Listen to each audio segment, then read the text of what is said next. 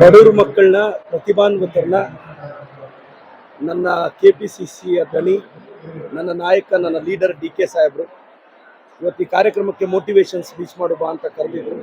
ನನ್ನ ಸೌಭಾಗ್ಯ ಬಂದಿದ್ದೀನಿ. ಪ್ರತಿಭಾನ್ವಿತ ಮಕ್ಕಳನ್ನ ಗುರುತಿಸಿ ಬಡವ್ರ ಮಕ್ಕಳು ಇಂಥ ವಾಚ್ ಕಟ್ಟಕ್ಕಾಗತ್ತಾ? ಇದು ಪ್ರತಿ ನೋಡಿ, ಇದು ಕನಕೋತ್ಸವದಲ್ಲಿ ಸಾಹೇಬ್ರದ್ದು ಒಂದು ರ್ಯಾಡೋ ವಾಚ್ ತರ ಇದೆ. ಪ್ರತಿ ಬಡವ್ರ ಮಗುಗೂ ಒಂದು ವಾಚು, ಒಂದು ಗಿಫ್ಟ್ ಪ್ಯಾಕ್, ಅದನ್ನ ಸಹಜವಾಗಿ ಒಂದು 2-3 ಜನ ಎತ್ಕೊಂಡು ಹೋಗ್ಬೇಕು ಅಂತ ಗಿಫ್ಟ್ ಪ್ಯಾಕ್.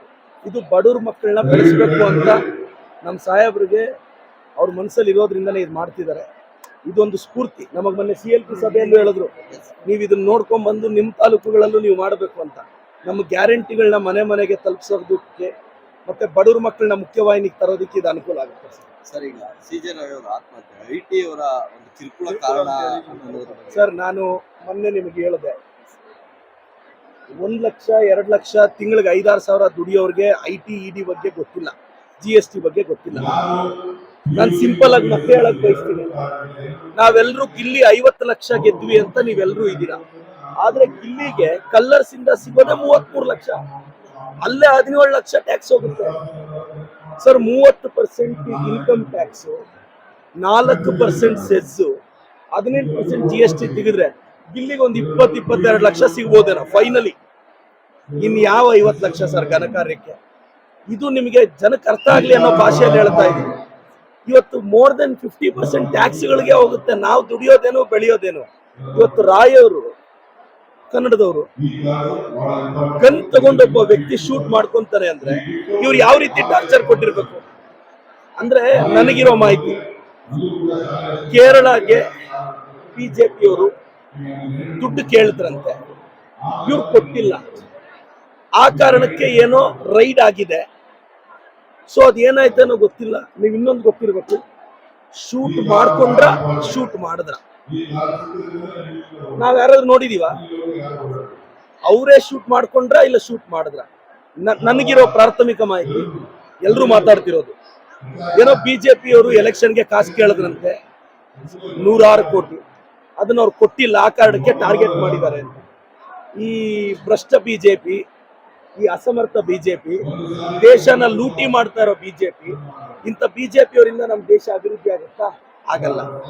ಇಲ್ಲಿ ನಮ್ಮ ಅಶೋಕ್ ಅಣ್ಣ ಬಾಯ್ ಪಡ್ಕೊಂತಾರೆ, ಸುನೀಲ್ ಅಣ್ಣ ಬಾಯ್ ಪಡ್ಕೊಂತಾರೆ, ನಮ್ಮ ಯತ್ನಾಳ್ ಸಾಹೇಬ್ರು JCB ಮೇಲೆ ಕುತ್ಕೊಂಡು ಬಾಯ್ ಪಡ್ಕೊಂತಾರೆ, ಒಂದು ಮೈಸೂರಲ್ಲಿ ಕುತ್ಕೊಂಡು ಕೋತಿ ಸ್ಪೈಕ್ಸ್ ಹಾಕೊಂಡು ಬಾಯ್ ಪಡ್ಕೊಳ್ಳುತ್ತೆ.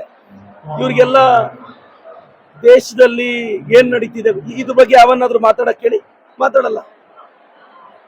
ನೀವು ಏನಾದ್ರೂ ಕೇಳಿ, ಯತ್ನಾಳ್ ಅವ್ರು ನೀವು ಏನ್ ಕೇಳಿದ್ರು ಅವ್ರ ಆನ್ಸರ್ ಯಡಿಯೂರಪ್ಪ, ವಿಜೇಂದ್ರ ಬಿಟ್ರೆ ಯಾವತ್ತಾದ್ರೂ ಅಭಿವೃದ್ಧಿ ಪರವಾಗಿ ಮಾತಾಡಿದಾರ? ಇಲ್ಲ. ಯತ್ನಾಳ್ ಸಾಹೇಬ್ರೆ, ಈ ಇನ್ಸಿಡೆಂಟ್ ಬಗ್ಗೆ ನಿಮ್ ರಿಯಾಕ್ಷನ್ ಏನು? ಒಬ್ಬ ಕಾಮನ್ ಮ್ಯಾನು ಸಾವಿರಾರು ಕೋಟಿ ಎಂಪೈರ್ ಕಟ್ಟಿ ನೋಡಿ. ಅವ್ರ ತಮ್ಮ ಅವ್ರದ್ದು ನೆನ್ನೆ ಸ್ಟೇಟ್ಮೆಂಟ್ ನೋಡ್ತಿದ್ದೆ, ಅವ್ರಿಗೆ ಸಾಲ ಇಲ್ಲ, ಯಾವುದೇ ಸಮಸ್ಯೆ ಇಲ್ಲ, ಕಳೆದ 1 ತಿಂಗಳಿಂದ IT ಬಗ್ಗೆ ಹೇಳ್ತಿದ್ದಾರೆ. ಸೊ ಕಾಮನ್ ಮ್ಯಾನ್ ಯೋಚನೆ ಮಾಡಬೇಕು. BJPಯವ್ರು ಇದ್ರೆ ಇದೇ ಹರಾಸ್ಮೆಂಟ್. ನೀವು 29ಗಾದ್ರೂ ಸೆಂಟ್ರಲ್ ಅಲ್ಲಿ BJPನ ಕಿತ್ತಾಕಿ ನಮ್ ಕಾಂಗ್ರೆಸ್ಗೆ ಅವಕಾಶ ಕೊಡಿ. ಆಲ್ ಟ್ಯಾಕ್ಸ್ ನಾಮ್ಸ್ ನ ನಾರ್ಮಲೈಸ್ ಮಾಡ್ತೀವಿ ಅಂತ ಹೇಳಕ್ ಬಯಸ್ತೀನಿ.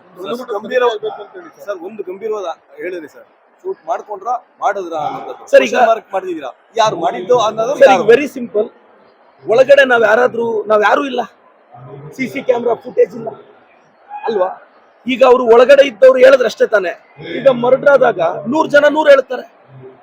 ಹಂಗಾದ್ರೆ ಕಾಮನ್ ಮ್ಯಾನ್ಗೊಂದು ನ್ಯಾಯ, IT ಅವ್ರಿಗೊಂದು ನ್ಯಾಯನ? ಶೂಟ್ ಮಾಡ್ಕೊಂಡ್ರ ಶೂಟ್ ಮಾಡಿದ್ರ ಅಂದ್ರೆ ಯಾರು ಅಂತ ಹೇಳ್ತಿದ್ದೀರಾ ಸರ್? ಈಗ ಅಲ್ಲಿ ಇದ್ದವ್ರು ಯಾರು? IT ಅವರು. ಈಗ ಅಲ್ಲಿ IT ಅವ್ರು ಇದ್ರಲ್ಲ, ಹಂಗಾದ್ರೆ ಏನ್ ಕ್ಲೀನ್ ಚಿಟ್ ಕೊಟ್ಬಿಡಕ್ಕಾಗುತ್ತೆ? ತನಿಖೆ ಆಗ್ಲಿ, SIT ಕೊಡ್ಲಿ. ನಾವು CBIಗೆಲ್ಲ ಕೊಡಲ್ಲ, ಯಾಕಂದ್ರೆ ಅವ್ರ ಕೈಯಲ್ಲಿದೆ CBI. SIT ತನಿಖೆ ಆಗ್ಲಿ. ನನಗೆ ನಂಬಿಕೆ ಇದೆ ಇದಕ್ಕೇನೋ ಒಂದು ಮೇಜರ್ ಟ್ವಿಸ್ಟ್ ಖಂಡಿತವಾಗೂ ಸಿಗುತ್ತೆ. ಸರ್, ಈಗ ಸೆಂಟ್ರಲ್ ಬಜೆಟ್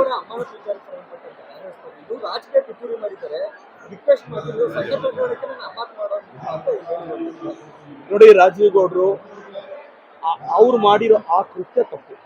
ಒಂದು ಹೆಣ್ಣು ಮಗುಗೆ ಅವಮಾನ ಮಾಡಿದ್ದಾರೆ. ಆದ್ರೆ ಇನ್ನೊಂದು ಆಂಗಲ್, ನಮ್ಮ ಪಕ್ಷದ ಕಾರ್ಯಕರ್ತರು ಏನೋ ಕೋಪದಲ್ಲಿ ಮಾತಾಡಿದ್ದಾರೆ, ಅದಕ್ಕೆ FIR ಆಗಿದೆ, ಅರೆಸ್ಟ್ ಆಗಿದ್ರು, ಜೈಲಲ್ಲಿ ಇದ್ದಾರೆ, ಬೇಲ್ ಮೇಲೆ ಆಚೆ ಬಂದಿದ್ದಾರೆ. ಆ ವಿಚಾರನ ಪಕ್ಕಕ್ಕೆ ಮಾತಾಡ್ತೀನಿ. ಶಿಡ್ಲಘಟ್ಟದಲ್ಲಿ ರಾಜೀವ್ ಗೌಡನು ಪಕ್ಷ ಕಟ್ಟಿದಂತೆ 5-6 ವರ್ಷದಿಂದ ಮನೆ, ಮಠ, ಹೆಂಡತಿ ಮಕ್ಕಳನ್ನೆಲ್ಲ ಬಿಟ್ಟು ಶಿಡ್ಲಘಟ್ಟ ಬೀದಿ ಬೀದಿ ಅಲ್ದಿದಾರ್ರಿ. ಏಕಾಏಕಿ ಒಬ್ಬನ ಪೊಲಿಟಿಕಲ್ ಕೆರಿಯರ್ನ ಹಿಂಗ್ ಎಂಡ್ ಮಾಡ್ಬಿಟ್ರೆ, ನಾನು ರಾಜೀವ್ ಗೌಡನ ಇನ್ಸಿಡೆಂಟ್ ಅಲ್ಲಿ ಸಮರ್ಥಿಸ್ಕೊಂತ ಇಲ್ಲ, ಆದ್ರೆ ಎಸ್ ಆ ಇನ್ಸಿಡೆಂಟ್ ತಪ್ಪೇ, ಆದ್ರೆ ಅದನ್ನ ಬಿಟ್ಟು ಹೇಳ್ತೀನಿ, ನಾನು ಪೊಲಿಟಿಕಲ್ ಕೆರಿಯರ್ ಮುಗಿಸ್ಬಿಡ್ಬೇಕಾ? ಇಲ್ಲ, ಅವ್ರ ಸಸ್ಪೆನ್ಷನ್ ಪಕ್ಷ ವಾಪಸ್ ತಗೊಳುತ್ತೆ ಅನ್ನೋ ಭರವಸೆ ನನಗಿದೆ. ಅಲ್ಲ ಸರ್, ಈಗ ನೀವೇನೋ ಒಂದು ಚಿಕ್ಕ ತಪ್ಪು ಮಾಡಿದ್ರೆ ನಿಮ್ ಕೆರಿಯರ್ ಎಂಡ್ ಮಾಡ್ಬಿಟ್ರೆ, ಇಲ್ಲ ರಾಜೀವ್ ಗೌಡನೇ ಮುಂದಿನ ಬಾರಿ ಶಿಡ್ಲಘಟ್ಟ ಅಭ್ಯರ್ಥಿ ಆಗಬೇಕು, ಗೆದ್ದು ಬರ್ತಾರೆ. ಯಾಕೆ ಪಕ್ಷ ಕಟ್ಟಿಲ್ವಾ ಶಿಡ್ಲಘಟ್ಟದಲ್ಲಿ? ನೋಡಿ, ರಾಜೀವ್ ಗೌಡನ ಯಾರೋ ಸ್ಥಳೀಯವಾಗಿ ಟಾರ್ಗೆಟ್ ಮಾಡಿದ್ದಾರೆ, ಅಷ್ಟು ಮಾತ್ರ ನಾನು ಹೇಳ್ಬೋದೆ. ಯಾರು ಏನು ಅಂತ ನನಗೆ ಗೊತ್ತಿಲ್ಲ. ಅಂದ್ರೆ ಒಂದು ಹೆಣ್ಣು ಮಕ್ಕಳಿಗೆ ಬೈಯುವಂತದ್ದು ಒಬ್ಬ ಅಧಿಕಾರಿ ತಪ್ಪು. ರಾಜೀವ್ ಗೌಡ್ರು ಹೆಣ್ಣು ಮಗು ಬೈದಿರೋ ತಪ್ಪು, ಅವ್ರು ಹೋಗಿ ಕ್ಷಮೆ ಕೇಳಬೇಕು, ಕಾನೂನು ರೀತಿ ಶಿಕ್ಷೆನೂ ಆಗ್ಬೇಕು. ಅದನ್ನ ಪಕ್ಕಕ್ಕಿಟ್ಟು ಅದೊಂದು ತಪ್ಪಿಗೆ ಅವ್ರ ಕೆರಿಯರೇ ಮುಗಿಸೋದು ತಪ್ಪು ಅಲ್ವಾ? ಒಂದ್ ಸಣ್ಣ ತಪ್ಪಿಗೆ ನೀವು ನೇಣಾಕೋ ಶಿಕ್ಷೆ ಕೊಟ್ಬಿಟ್ರೆ ಹೆಂಗೆ? ಎಸ್, ನಾನು ರಾಜೀವ್ ಗೌಡ್ರನ್ನ ಸಮರ್ಥಿಸ್ಕೊಂತ ಇಲ್ಲ. ನಾನು ಮತ್ತೊಮ್ಮೆ ಇನ್ನೊಂದು ಹೇಳ್ತಾ ಇದ್ದೀನಿ ಸರ್, ಮಾಧ್ಯಮದವ್ರಿಗೆ ನಾನು ರಿಕ್ವೆಸ್ಟ್ ಮಾಡೋದು, ರಾಯ್ ಅವರು ಶೂಟ್ ಮಾಡ್ಕೊಂಡ್ರ, ಶೂಟ್ ಮಾಡಲ್ಪಟ್ರ, ಯಾರಾದ್ರೂ ಶೂಟ್ ಮಾಡಿದ್ರ ಅಷ್ಟೇ. ಈಗ ಹಿಂದೆ ಸರ್ಕಾರ ಇದೆ ಸರ್, ಸರ್ಕಾರಕ್ಕೆ ಏನ್ ಆಗ್ರಹಿಸ್ತೀರಿ? ಇಲ್ಲ, SIT ಕೊಡಿ ಅಂತೀವಿ, ನನಗೆ ಗೊತ್ತಿರೋ ಪ್ರಕಾರ ಕೊಡ್ತಾರೆ. ಲಾಸ್ಟ್ ರಾತ್ರಿ ಈ ವಿಚಾರವಾಗಿ ನಾನು ಡಿಸ್ಕಸ್ ಮಾಡ್ತಿದ್ವಿ ನಾವೆಲ್ಲ. ತಪ್ಪೇನಿದ್ರು ಆಚೆ ಬರುತ್ತೆ. IT ಅವ್ರು ತಪ್ಪು ಮಾಡಿದ್ರು ಬಿಡಲ್ಲ, ED ಅವ್ರು ತಪ್ಪು ಮಾಡಿದ್ರು ಬಿಡಲ್ಲ, ಯಾರು ತಪ್ಪು ಮಾಡಿದ್ರು ತಪ್ಪೆ. ಕಾನೂನು IT ಅವ್ರಿಗೊಂದು, ED ಅವ್ರಿಗೊಂದು, ಮಾನ್ಯ ಮೋದಿಜಿ ಅವ್ರಿಗೊಂದು, ನಡ್ಡಾಜಿಗೊಂದು, ನಿತಿನ್ ನಬೀನ್ಜಿಗೊಂದು, ಹಂಗೆಲ್ಲ ಇಲ್ಲ ಅಲ್ವಾ? ಈ ಭ್ರಷ್ಟ BJP ಹೋಗೋರ್ಗು ನಮ್ ದೇಶ ಉದ್ಧಾರ ಆಗಲ್ಲ ಸರ್. Thank you sir.